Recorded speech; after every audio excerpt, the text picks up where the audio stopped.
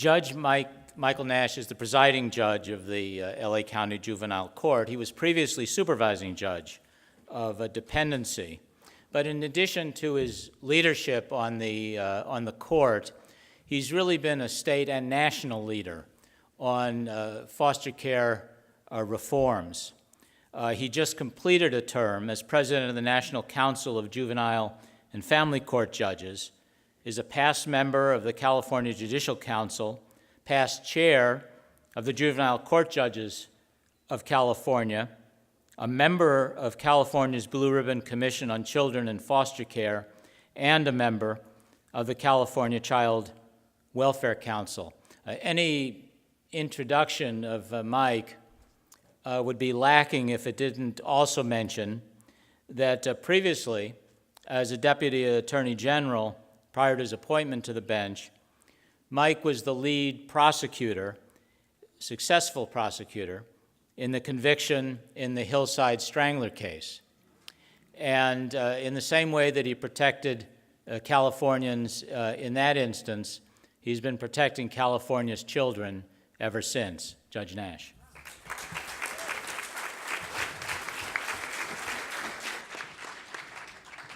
Thanks, Conway. And good afternoon, everybody. I'm delighted to be here with you to talk, to have this hear from this panel on this very important subject, prevention and family reunification. And it's particularly important to me. Oh, okay, well. It's particularly important to me.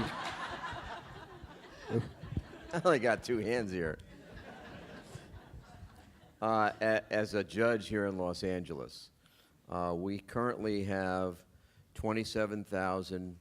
697 children under our dependency court's jurisdiction. That's the latest number I got. I get a monthly snapshot. That's the highest number in the nation. It's also the highest number that we've seen in Los Angeles since 2007, when the numbers were on the way down. So these issues related to prevention and reunification are very important to us here in Los Angeles, and as I say, I'm very interested to hear what the panel has to say. So without further ado, I'm going to introduce our panel first as a whole, and then we'll just pass the mic, so to speak, or everybody has their own mic. We'll just proceed down the line here. Beginning with Jill Duerr Berrick, who is the co-director of the Center for Child and Youth Policy at UC Berkeley, a fellow member of the California Blue Ribbon Commission on Children in Foster Care, and she's done a lot of research on the child welfare system and ways to improve the experiences of children and families in the system. She's written about family reunification, so I'm sure she's going to have some great words of wisdom for us. To her left is Mike Jackson, the CEO of the Drew Child Development Services, and as president and CEO of this organization that reaches over 10,000 children and families and child care providers through programs in early childhood education, child welfare, and mental health services. I'm sure he's got some interesting words for us, particularly on the prevention aspect. To his left is Sara Larios Mitchell, a Ph.D. Of StarVista in San Carlos, is it? That's right. And once again, she has over 15 years of experience in clinical services, including early childhood, domestic violence, trauma, which is a real significant and important issue for us who work in this system today as we consider more and more how we provide trauma-informed services to all the children and families that we're dealing with. Also, youth development, family support, and counseling. Once again, to her left is Sara Rock, Bureau Chief of the Office of Child Abuse Prevention from the California Department of Social Services, and this organization serves as a statewide source of information, developing and disseminating educational material regarding prevention, early intervention programs, activities, and research. And then at the end, is the director of the Department of Children and Family Services of that little county just south of here, Orange County. And once again, an organization that provides all sorts of services to children and families, and I'll be very interested to hear from the Orange County perspective on these particular issues. So we'll start out by having each of our panelists give us a few minutes on their perspectives on the issues of service to families prior to intervention, and also what kind of services are really important and necessary to achieve family reunification. So I'll start with you, Jill. Okay. All right. Hi, everybody. How are you?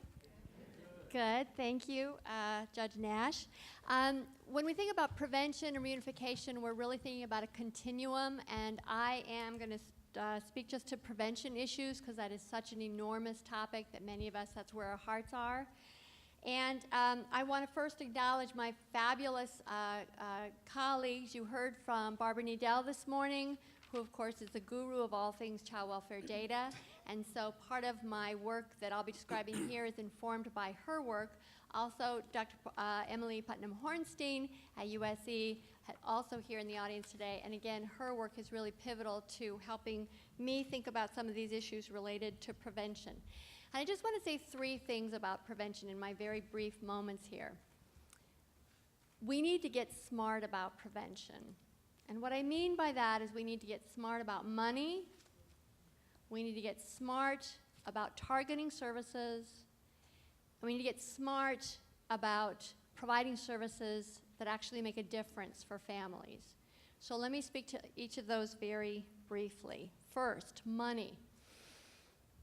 The feds are slowly weaning us off of 4E. There is less of it now, and there will be precious little in another couple of decades. There's never been enough 4B to serve all the families who need our services. And then after that, we just have a few nickels and dimes.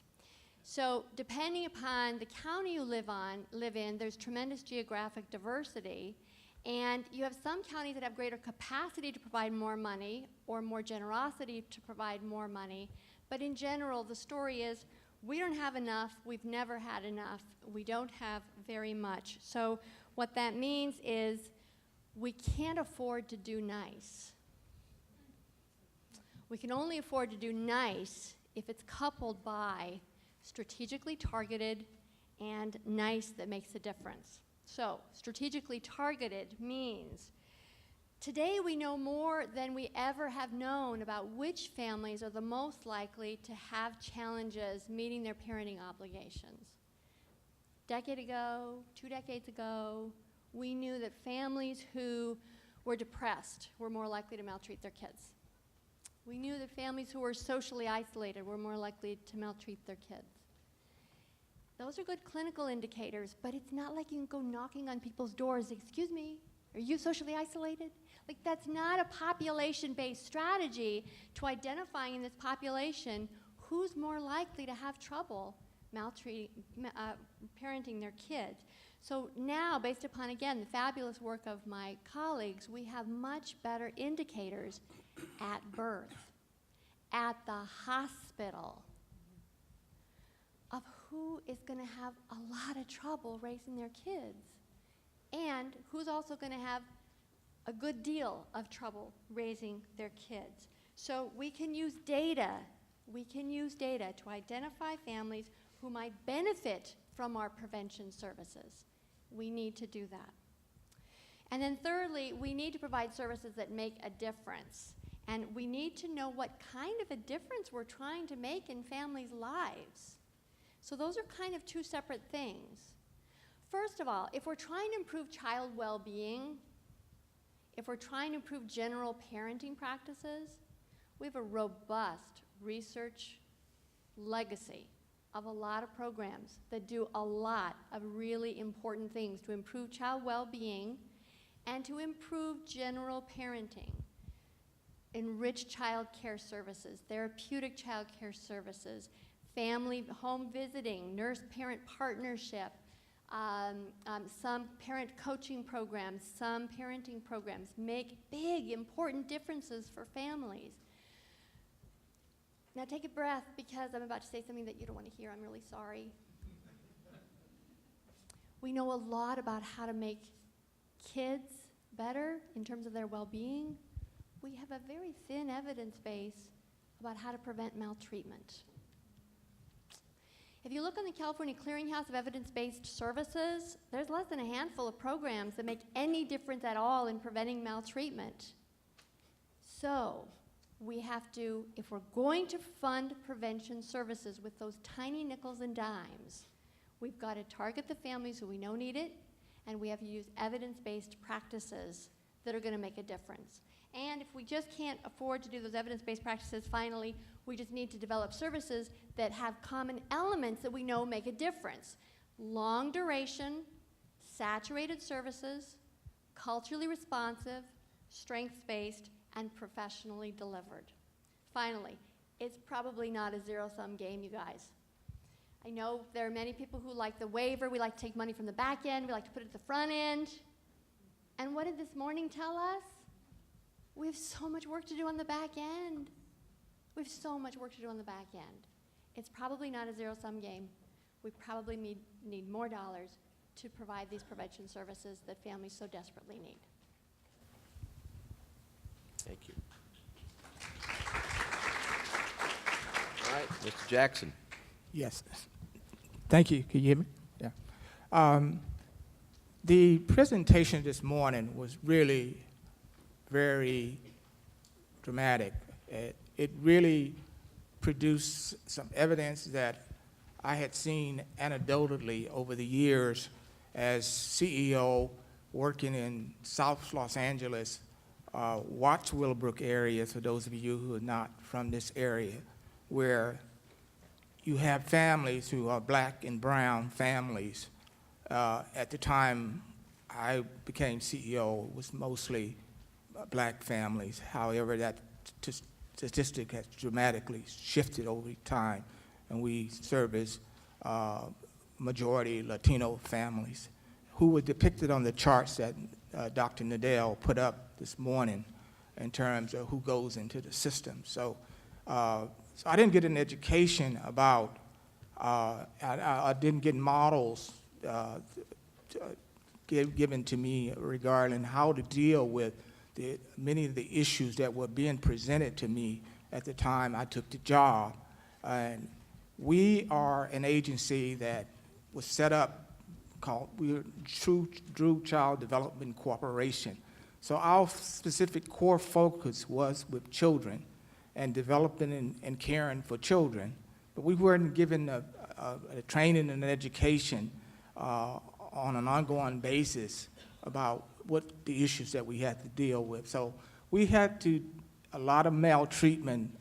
We saw it, and we reported it, and we did our best to deal with the issue. So over the years, because we have become a larger agency and dealing with larger problems, more challenges, we have had to take on a multitude of services, including mental health, other child welfare services, which include parenting and all of the gamut of services that you can think of. We have those services and were able to refer many of our clients to those services. And those how we have serviced our clients over the years. However, if we had predicted factors like was indicated to us this morning, and when we understood that within the context and the paradigm of what we learned this morning, we would have been able to more easily identify which of our clients were more likely to experience maltreatment. One of the promising strategies that I'm very excited about right now is a program that we just got selected for. It's called Welcome Baby. It is a program that's been funded by the First Five Los Angeles, and it is consistent with the research that we heard this morning that predicted factors that when a mother comes to have a baby or go to be admitted to the hospital for a baby, to have a baby, that they will look at all of these factors that, from, say, a teenage pregnant mother or someone who has had multiple births or whatever, to help that family not only prenatally, but postnatally as well, postmortem as well. And using agencies like my agencies who have trained parent advocates or social workers to actually go in the home to do some home-based services. But at the same time, you're getting the health needs administered to, you're getting the social needs also administered to. And so it's a care, a continuum of care that hasn't existed before. I'm excited about this new preventative strategy because it tells me that this is where we really have to start, is at the point of birth with children. We often get into secondary and tertiary prevention, but we need to be there for primary prevention. So I stop there.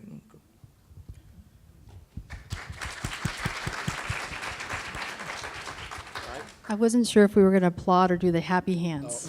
Oh. It was nice to applaud you. My name's Sara Mitchell, and I'm here from an organization called StarVista. We're based in San Mateo County. And I have to tell you, I'm just thrilled to be here, to be surrounded with so many like-minded people who are passionate about this work. And I'm so excited to hear what you're doing in this county and the neighboring counties, so I'll be able to take that back to San Mateo and share what it is that we're thinking about, the things that we're talking about. There's just a lot of great learning. I want to thank you all for having me, and I also want to acknowledge all the foster youth who are here and who have come forward to speak, so if we can applaud them again. I don't know if they're still in the room. But I think it's so powerful to have the youth voice included throughout the whole process, so I just want to put a shout out for that and having them included here. So at StarVista, we're a nonprofit, as I said, based in San Mateo County. We're one county south from San Francisco, to give you an idea geographically of where we are. And our focus areas include working with families who have a child in the home under the age of 6. And most of these families, as you can imagine, have been exposed to domestic violence. They've been exposed to poverty, trauma, a lot of community violence, particularly in East Palo Alto, East Menlo Park, a lot of different areas within San Mateo County where we have daily violence, I'm afraid to say. We also serve at-risk youth and children, many of whom are homeless, they're runaways, they're part of the foster care system. And our goal is always family reunification. So we provide a lot of family services, mental health services to the children and to the families, and working closely with our partners in trying to achieve that. We also provide differential response services, and we serve a good part of the county, and I think we do that really well in partnership with our HSA partners, one of whom is here in the room. Hi, Jerry. So we do a lot of prevention work and a lot of early intervention work. And so this could look like early childhood mental health services. So we do a lot of dyadic therapy in the home, parent and child, sometimes both parents and the child. We also provide case management, parent ed, a lot of groups out in the community, family support services, and primarily we use home visiting models. So people are putting miles, onto their cars, but they're driving out to where people are at, because most of these families, as you know, are folks who have limited resources, and we go out and meet them where they are, wherever they are, and sometimes that might be a library or another place that's not the home if they don't even feel like their home is safe. For me, the strongest recommendation that I can make is really for a greater investment in prevention, and really to follow up what my peers up here have said, that it needs to be intentional, it needs to be thoughtful, and we really need to think about how to best invest those dollars. And then to take it a step further, prevention with our at-risk families, primarily those who have small children in the home, right? The most vulnerable members of our society who need our support. And I think another key part that we need to talk about, I think it's come up a few times, is around collaboration And I think in San Mateo County, we do that really well. We strive towards it. There are obviously going to be hiccups and things that aren't going to go exactly as you want them to. But we have great leadership in our county, from our county manager, our board of supervisors, the leadership at HSA, our first 5 in San Mateo County, in really driving the point home around it's not just one of us who can do it alone. It's really drawing on the strengths that we all bring to the table, really respecting our differences and trying to work in the best possible way together. So I just wanted to put a shout out to my county. I live there and work there. I love being there. But I think we've got a great model for success. And so I think strong partnerships, collaborative efforts between nonprofits and county-based organizations are really the key indicators for having stronger and healthier communities. And then finally, I believe the greatest impact that we can have is finding new and creative ways of identifying these families who need our support. And like the morning conversation, I think, is a great start. But we need to be creative about how do we find these families? How do we connect with them? How do we bridge gaps that might exist? And we know these families, right, we know who they are. They're families who've had intergenerational trauma, historical oppression, mental health issues, alcohol issues, drug issues. I mean, these are families who are struggling with a multitude of issues. And it's only by us being creative and finding them that we can give them the resources and support that they need so that they can be successful parents and love and treat their kids the way that I think that they really want to. So let's find them early on. Let's reduce those risk factors. Let's increase those protective factors and take care of these families, keep them together.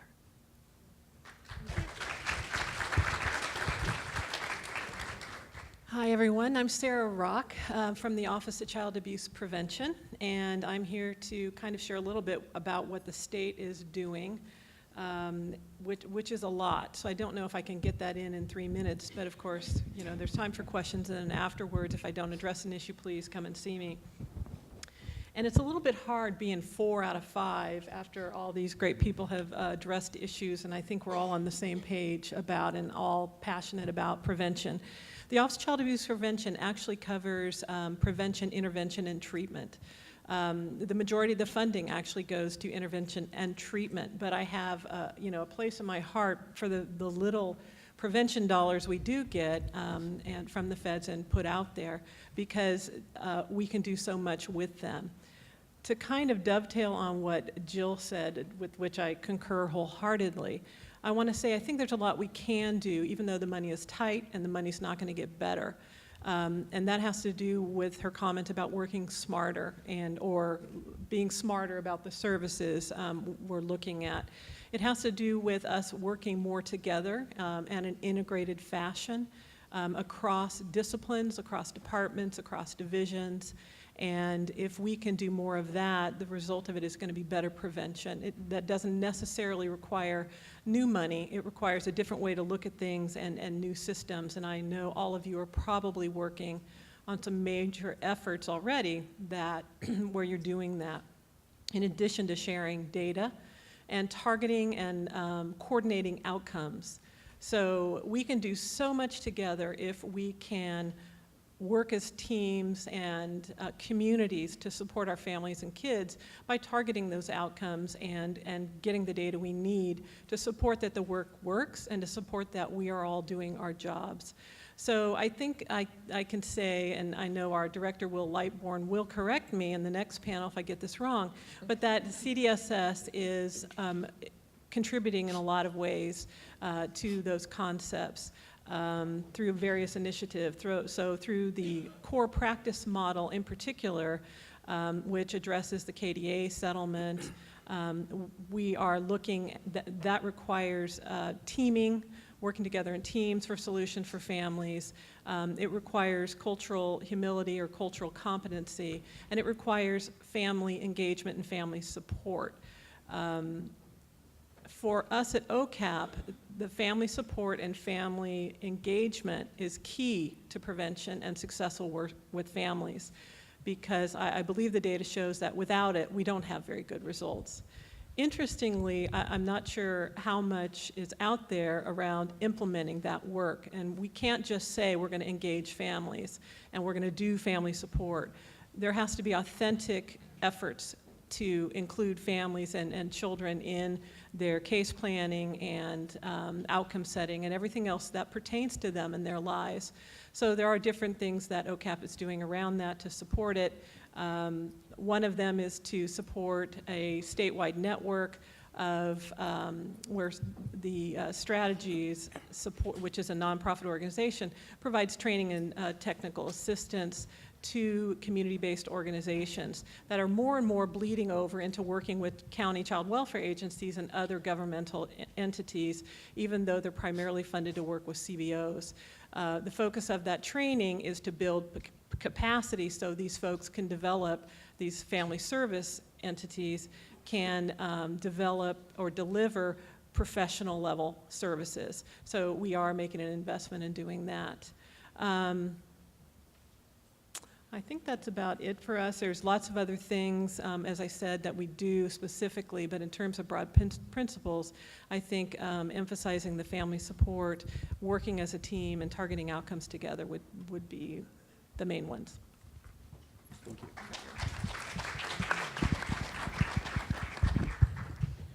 Good afternoon.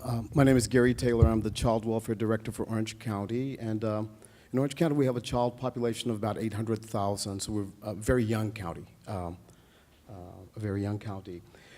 This was a very interesting question because I come to know the child as we come to know the child, and for me to really think about what do we do as far as taking a look at risk youth. And as have been mentioned here several times, there's not a lot of funding in that area. We do receive what's called PSSF, for Promoting Safe and Stable Families dollars, and CAPIT, Child Abuse Prevention, Intervention, and Treatment Funds, but that's not a lot of money. And with those funds, we do have 12 FRCs, or Family Resource Centers, in our county, strategically located. We have one in at least every board of supervisorial district. And in those areas that we know high removals exist. So I was thinking about that. Beyond the Family Resource Centers, we rely a lot on our partners. So I was thinking in terms of the use of our data. What are those identifying characteristics about at-risk families, or those families that come to our attention, i.e. substance abuse, children of color, families of color, those with mental health issues, low birth weight babies, babies that are born substance exposed. So to take that data and then to put that data back to the grassroots level and to the community to let them know these are the issues that come to our attention. And for the nonprofits, those organizations, this is, at least from our recommendation, probably where the dollar should be placed. Collaboration, very strong. Again, we do have 12 Family Resource Centers, but we tend to rely on other child-serving organizations to identify those at-risk children and provide services. To help work with that, we have 19 workers outstationed in 19 police departments. So those workers serve as liaison, a reference point to those officers. We serve on 3 different scan teams, suspected child abuse, neglect, with 3 of the major hospitals, CHOC, UCI. So again, they're seeing those mothers that are giving birth to low birth weight babies, the people to come to the emergency room. So those families might not necessarily come to our attention, but they become aware of the risk factors and aware of the resources. We do have staff located at the Department of Education on the Sara boards.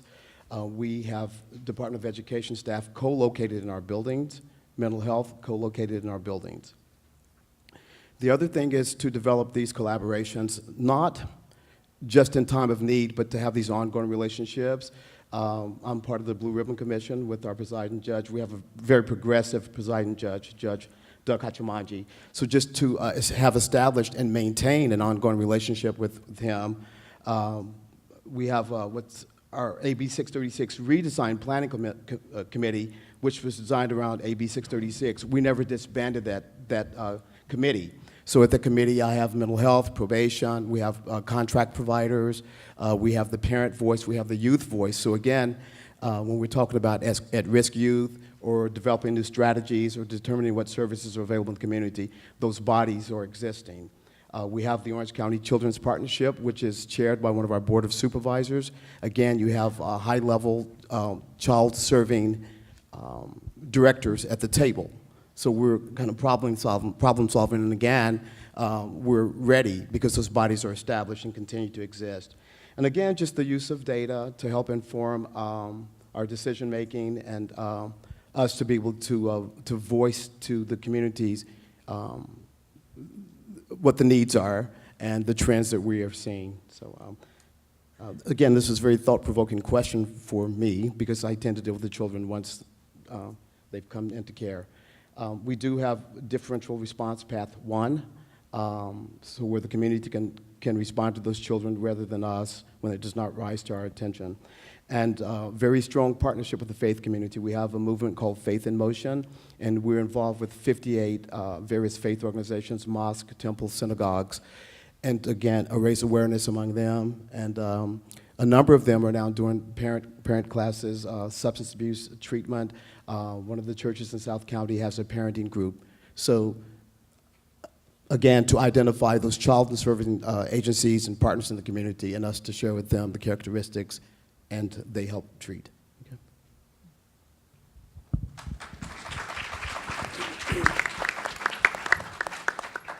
Thank you. Now, we've heard a lot here, mostly about prevention, but we went a little bit beyond that with Mr. Taylor, which is good. And obviously, I think that the gold standard that we shoot for is just prevention. But in the courts, we're beyond that. We're the hospital already. And but one of the obligations that a system has, specifically the child protection system, is before removing a child from their home, is to provide efforts to prevent or eliminate the need for removal. And so what kind of services do you see that can contribute to that, which is a very significant component of our system? And certainly it's an issue that troubles me a lot here in Los Angeles when I see the kinds of filing numbers that we are seeing in Los Angeles for the last few years. Any one of you, please feel free to jump in on that one. Again, Your Honor, differential response, we've worked wonders. We have 5 organizations that provide differential response. So when a child abuse report comes in, or a potential report that does not rise to the traditional standard of our response, those 5 organizations meet, confer, and decide which of them would better serve those families. We work very close with our, in most counties, first 5, but in our county it's called, has a different name. But anyway, they have what's called bridges. They provide nursing services at the hospital and will follow families into the home.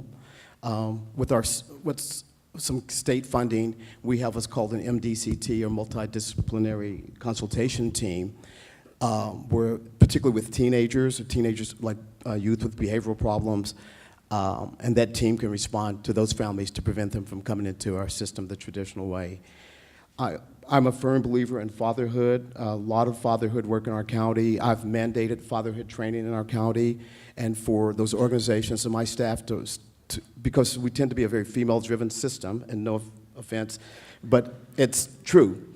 But for my staff and the community to start identifying these fathers and their families as potential resources, and that might prevent some of these children from coming to our attention. And if they do come to our attention, to get them home perhaps a little sooner. We've been extremely successful with wraparound in Orange County. We've gone from 900 youth in group home care down to 100.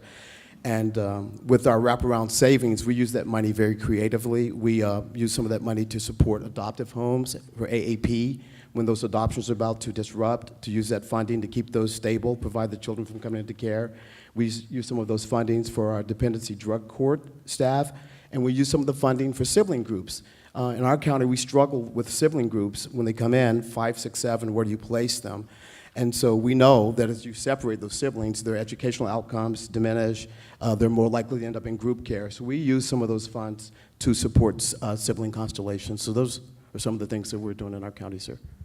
Just a follow-up. So what do you do within your department to create a climate, an atmosphere that really pushes the notion of differential response?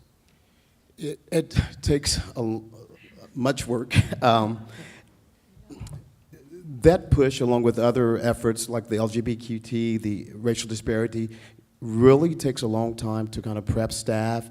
We try to identify our champions, identifying a few champions within the group who really firmly believe in that effort. We use them to help with the training. And again, for me, just to speak and to model that, and any example we can provide to staff to show the success of those efforts. We have a strong relationship with the parents in our county. We have an organization called Family Support Network. And anytime we can use that parent voice to speak about how successful differential response was for them, or the youth voice, we'll certainly use that voice to help us to perpetuate the beliefs in those efforts. Okay. Yeah, I just wanted to add, one of the things that we also do in our county is we're looking for clinical engagement as well. So, you know, traditionally with DR, differential response services, it's a lot around information referrals, making sure that families have a plan that they're working through. But we spend quite a bit of time in really matching our case managers with the families, building on those strengths, really supporting those families to make sure that they are going to follow through with the things that we want them to follow through with. Drug and alcohol treatment, getting mental health services, and sometimes it means really boosting the self-confidence in those parents that they can be successful. Sometimes it means that we drive them to treatment. You know, sometimes it means that we have to take them there. Sometimes it means that we have to accompany them when they go to court for something. And really being an advocate and an ally for them. And so I think we've seen a lot of success in really partnering with the families. And so I think that would be the only other thing I'd want to add for DR. Can I Yes. hold on to this thing? Actually, DR started out of the Office of Child Abuse Prevention about 10 years ago, maybe a little longer, and less than half of all the states, counties are currently using it. And counties seem to either love it or they don't see the outcomes. So it's really interesting. I know I personally would like to hear more about the outcomes, but I also respect that some counties really see that and feel that.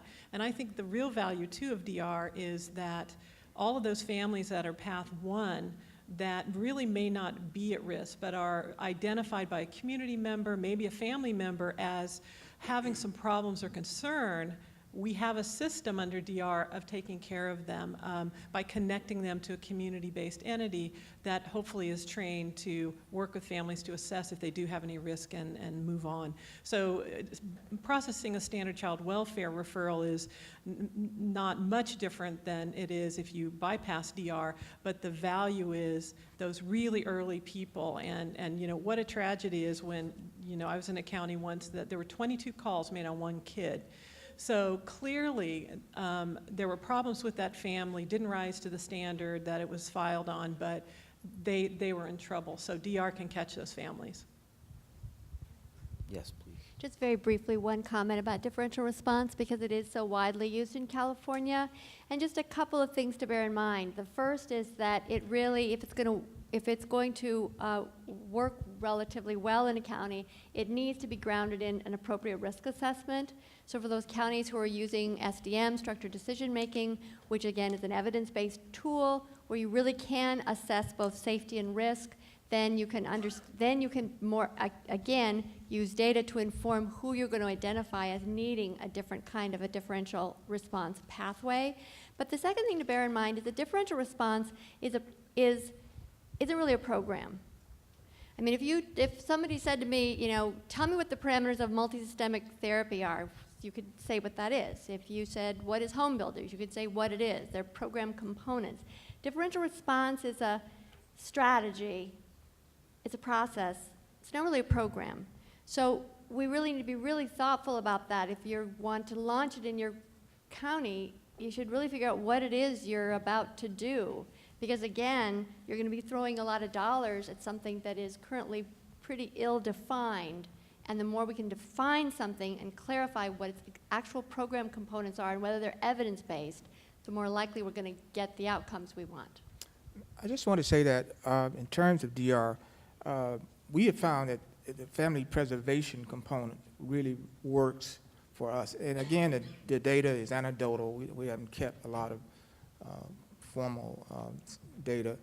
but we frequently get through one of our programs called SARM, Substitute Role Model Program. We get our clients connected with a mentor, and we see dramatic results as a result of them being connected and unable to follow them and guide them and link them with services and give them the kind of advice that they need. So unfortunately, that program is being curtailed here in Los Angeles County. My recommendation would be to restore funding to that program. Let me jump ahead to the notion of family reunification, which the law requires in the overwhelming majority of our cases. Obviously, there are exceptions under the law where we don't provide family reunifications.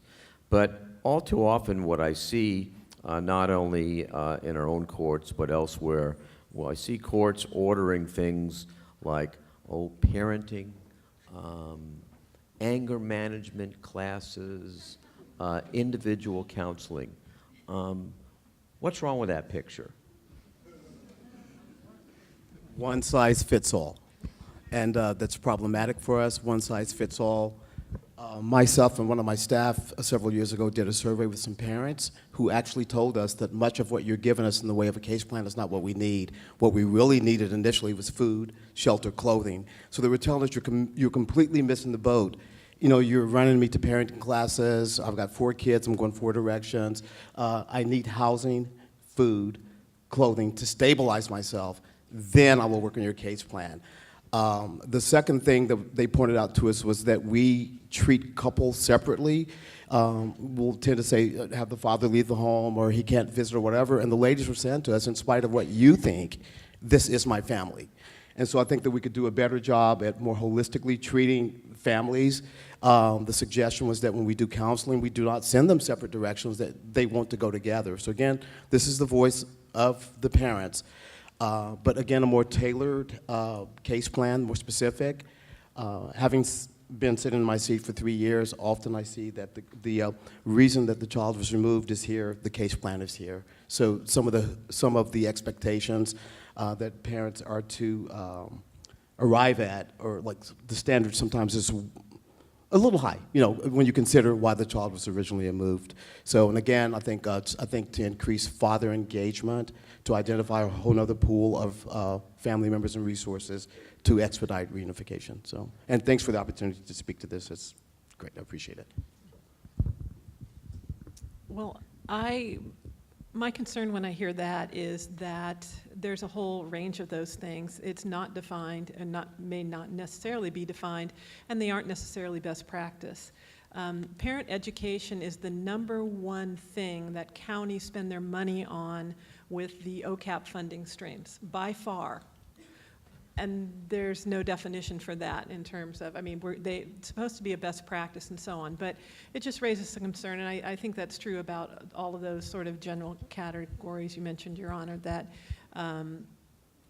we're not asking ourselves, are they effective? Do they work? Do they work with this population, this culture, whatever? It's a quick fix that a lot of folks can provide quickly and turn it around on maybe a funding cycle, but we need to ask ourselves, does it work? And I think to create really long-lasting, transformative change, we need to address the underlying issues. So I think, you know, parent ed, support, anger management, I think these are all very useful tools, and I think used in conjunction with other services can be really, really successful. So mental health services for the parents, making sure that they're addressing any of the historical trauma that they might have, their own mental health issues, drug and alcohol issues. I mean, it has to, for me, it needs to be happening together in order to be successful. I agree. I think that a lot of the external external factors don't get considered in making those kinds of you know, recommendations that you just talked about. In the communities that I serve, there are families go through so much trauma. There's always trauma. And those factors have to be looked at, have to be somehow, there has to be intervention there as well in the broader community in order for a lot of the other strategies to work within those communities. Jill, I'm sure you've got some strong opinions on that one. Don't sit there quietly. Uh-oh, my reputation precedes me. Yes, I have a strong opinion. So two things. First, my dear colleague Amy DeAndrade, professor at San Jose State, has done work on case plans, and her research shows that on average in California, the average family who's in reunification services is mandated to participate in an average of 8 activities per week. Picture your life right now. Right now, all of you are working a 40, 50, 60-hour a week job. Many of you have families, many of you have other obligations. You're here for a day. Fit in 8 more things because the judge told us to do it, and our children's lives depend upon it. What do we know? I don't think it was in your county. Anyway, the point is, that's a lot of things that we're required to do, that we're asking our parents to do, and particularly if it doesn't do any good, then it really is a questionable practice. Saying that, however, I'm going to give some more dreary news, which is the Clearinghouse and Evidence-Based Practice doesn't have one practice listed as an evidence-based practice to support reunification. Not one. There are a couple that are promising, though, so let's go with promising. Solution-based casework is suggested as a promising practice to support reunification. Peer mentors or parent partners are suggested as a promising practice to support reunification. There may be more, I'm not encyclopedic, but the point is we really have to do a lot more to figure out how to crack this nut of reunification. Thank you.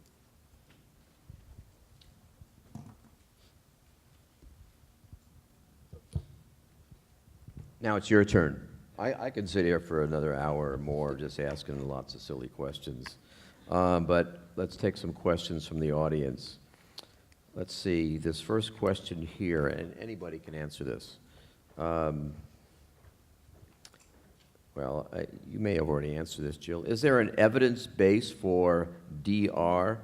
I was under the impression it was very weak, non-existent. It's a lively debate in the research community. If you want to see the articles, I can show them to you. They're very interesting. It's a very questionable practice as to whether or not this is an evidence-based practice, principally because of what I said before. What is it? What is it? Community-based agencies are doing what? What is it? So, lack of clarity about what it is, the evidence base is fairly thin. Most of the studies are quasi-experimental. There is a little bit of evidence through a study in Minnesota where they did find some neutral effects, meaning it didn't make things any worse. Okay. All right. What efforts are being made to include the education system into the efforts for prevention efforts? What are you guys doing in Orange County, Mr. Taylor? Again, we have staff at the SARB, and we've used our state dollars. We have the Department of Education co-located with us. We've leveraged some funds with the Stewart Foundation, Ready to Succeed. And so we're really, we've gone beyond the 10-year-olds. We're now going down to pre-K, 3-year-olds to, again, use our liaisons, our staff to work with the various school boards, the school districts, to help identify those youth and identify what resources are available in the community. In addition, we have a group called Educational Outcomes. We have mental health at the table, Department of Education, my staff, the judge, CASA, to identify what some of those issues might be in the community. Anybody else? Okay. In San Mateo County, we have partnerships. So there's a meeting that happens between the leaders from the various county level organizations, and a superintendent is included in those discussions. And they've actually just mapped out some funding requests for prevention-based work that happens in the school site. So it's really comprehensive, and it's very exciting about what they're doing. But again, it's getting back to major collaborative efforts around all the different kind of county organizations, including the schools, and of course involving nonprofits as needed. Sort of a different model in the child care community that I'm involved in. We have an organization called the Child Care Alliance, and we administer the contract for the whole county of Los Angeles. But through that program, all our providers are required to participate in a program called the Gateway Program. And it is specifically set up for training and education of those providers in order to make them a higher quality of provider. And they're educated on all the issues related to, child abuse and prevention, and just a whole gamut of issues. So it is really working in this direction of our focus. Okay. I recall reading a Michael Wald piece entitled "The Emperor Has No Clothes" with respect to risk assessment. It asserted that professional judgment is more important than risk screening tools. What does the panel think of this concept? Jill? I'll have to read Professor Wald's paper.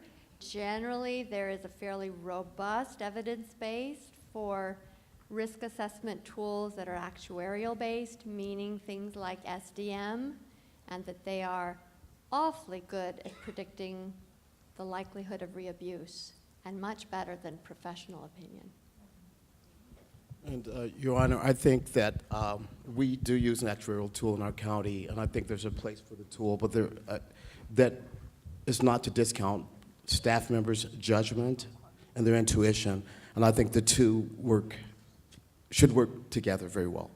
So do not discount the tool, but when they're in the field, they're experiencing the family, they're doing the interviews, they see those non-verbal communicative skills, I think the two work very well together. So the staffs, and part of our problem has been that staff will rely on one, they don't want to use the override, but I think the two go hand in hand.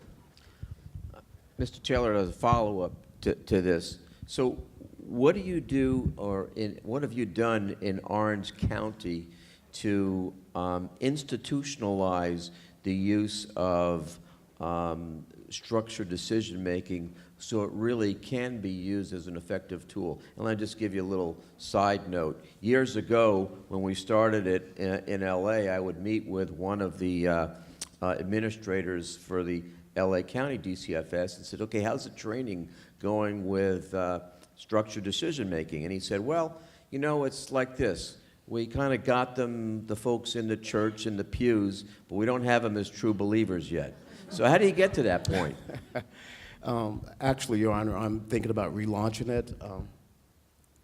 I don't think the initial launch was as effective as what I would like to have seen, and I think, again, it gets into that wrestle about the tool and staff feeling that it is somehow taken away their ability to decision make. And now that the state is doing like the core practice model and using like some of the implementation science with Dr. David Fixon, as a director, I'm actually thinking about relaunching the entire process and the tool so the staff are more effectively using the tool, not using it before the fact or after the fact. It's quite discouraging to read a court report and the tool says one thing, the report say the other. So I'm considering relaunching that using a more scientific approach to do that. So. Oh, here's a different question. What kind of coordination with CalWORKs is happening to address poverty-related risk factors and to promote prevention of maltreatment? Anybody have any thoughts on that? I feel like a big mouth. No. We have a dual system in our county. We have, linkages. We have linkages in our counties. We have staff co-located. In addition, our director is really pushing the concept of no wrongdoer. So whether you come to the attention of adult services, in-home support services, CalWORKs, Medi-Cal, that you're equipped to identify and recognize risk factors, related to child welfare. So to train those staff to, again, identify those high-risk families, and to contact the Child Abuse Registry. But we do have staff co-located at CalWORKs. We do have a domestic abuse unit. We have staff co-located at CalWORKs as well to tap into some of their funding to support domestic violence issues. Okay, this one says, we've talked about targeting services. In the panel's opinion, what are the biggest bang for your buck interventions?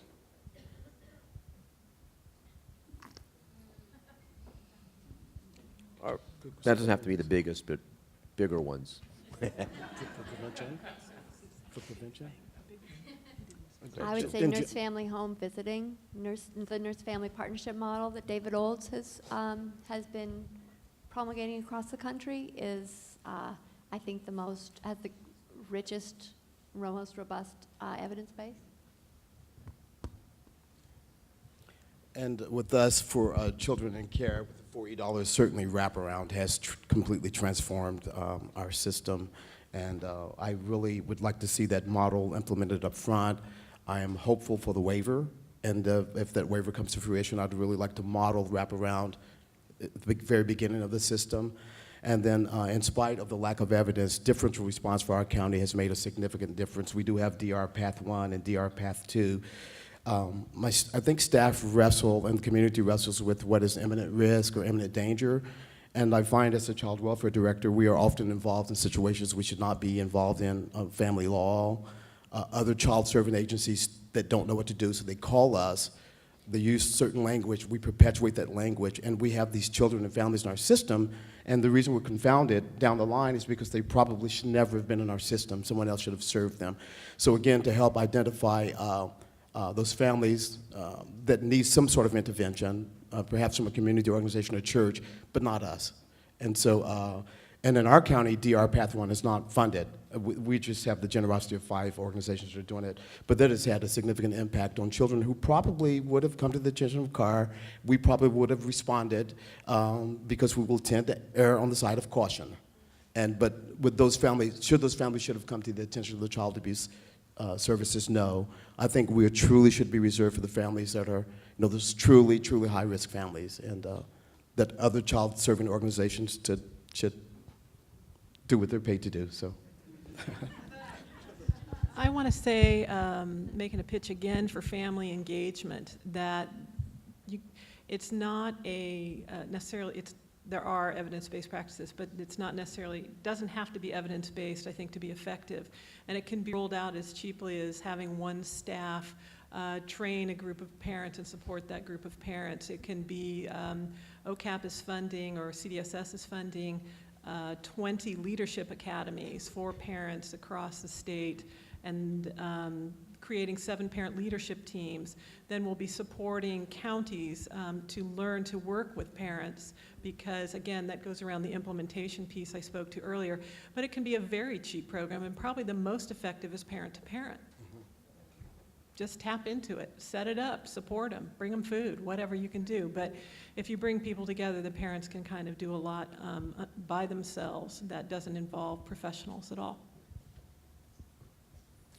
Okay, we're actually running low on time, so this question is actually for all of you.